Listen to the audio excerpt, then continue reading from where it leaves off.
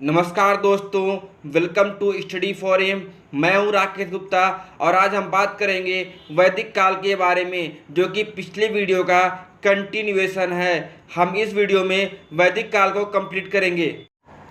दोस्तों ध्यान रखिए, महानता कभी ना गिरने में नहीं है, बल्कि हर बार गिरकर उठ जाने में है।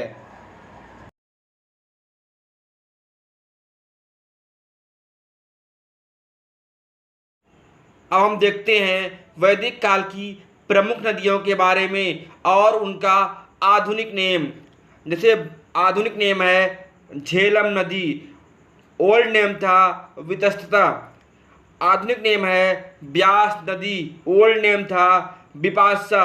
जैसे चिनाब का ओल्ड नेम था अस्किनी। सतलज का ओल्ड नेम है शत्रुदी। गंडक का ओल्ड नेम है सदा नीरा। सरस्वती का ओल्ड नेम था घग्गर। सिंधु नदी का ओल्ड नेम है सिंध और रावी नदी का ओल्ड नेम है परुष्णी। अब हम वैदिक काल में लिखे गए अष्ट दर्शन के बारे में देखेंगे। दर्शन का मतलब होता है सिद्धांत। जैसे सांख्य दर्शन की जो बुक है वो कपिल के द्वारा लिखी गई। न्याय दर्शन गौतम के द्वारा लिखी गई, जो कि गौतम बुद्ध नहीं है, ये हमें ध्यान रखना है। योग दर्शन पतंजलि के द्वारा लिखा गया। वैशेषिक कणाद के द्वारा लिखा गया। उत्तर मीमांस वादरायण के द्वारा लिखा गया और पूर्व मीमांस जैमिनी के द्वारा लिखा गया। अब हम वैदिक काल की कुछ महत्वपूर्ण जानकारी प्राप्त करेंगे। जैसे गांव सबसे छोटी इकाई थी। इसके प्रमुख को ग्रामिक कहा जाता था, जबकि जन सबसे बड़ी इकाई थी और उसके मालिक को राजन कहते थे। उत्तर वैदिक काल में लोहे की खोज हुई, जिसके कारण कृषि और अर्थव्यवस्था में बहुत तेजी से वृद्धि हुई। लोग गांव से आकर के शहर में बसने लगे, जिसके कारण जनपद जो है महाजनपद में चेंज हो गए।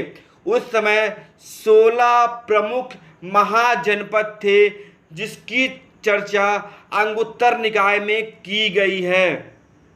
अंगुत्तर निकाय में बोला गया है कि मगध महाजनपद सबसे शक्तिशाली और सबसे समृद्ध था। उस समय टैक्स को बाली कहा जाता था, बाली, जबकि बलि देवताओं को दी जाती थी उन्हें खुश करने के लिए। अब हम देखते हैं सिंधु घाटी सभ्यता में और वैदिक सभ्यता में अंतर। सिंधु सभ्यता जहां नगरीय सभ्यता थी, वहीं वैदिक सभ्यता ग्रामीण सभ्यता थी। सिंधु सभ्यता मातृफत्यात्मक थी, जबकि वैदिक सभ्यता पितृफत्यात्मक था। सिंधु सभ्यता के लोग युद्ध से परिचित नहीं थे, जबकि वैदिक सभ्यता के लोग युद्ध से परिचित थे। सिंधु सभ्यता में जहां भगवान शिव की पूजा होती थी, जबकि वैदिक सभ्यता में मुख्य देवता इंद्र थे। सिंधु सभ्यता में एक सींग वाला जानवर काफ़ी फेमस था, जबकि वैदिक सभ्यता में गाय बहुत महत्वपूर्ण थी। गायों के लिए युद्ध भी होते थे। सिंधु सभ्यता की नगर नियोजन अच्छी थी, जबकि वैदिक सभ्यता में सामाजिक नियोजन अच्छा था। सिंधु सभ्यता में इकोनॉमी का मुख्य आधार कृषि और व्यापार था, जबकि वैदिक सभ्यता में इकोनॉमी का मुख्य आधार कृषि और पशुपालन था। दोस्तों, यदि आपको वीडियो पसंद आया हो तो प्लीज़ वीडियो को लाइक करें, शेयर करें एंड सब्सक्राइब करें। Thank you.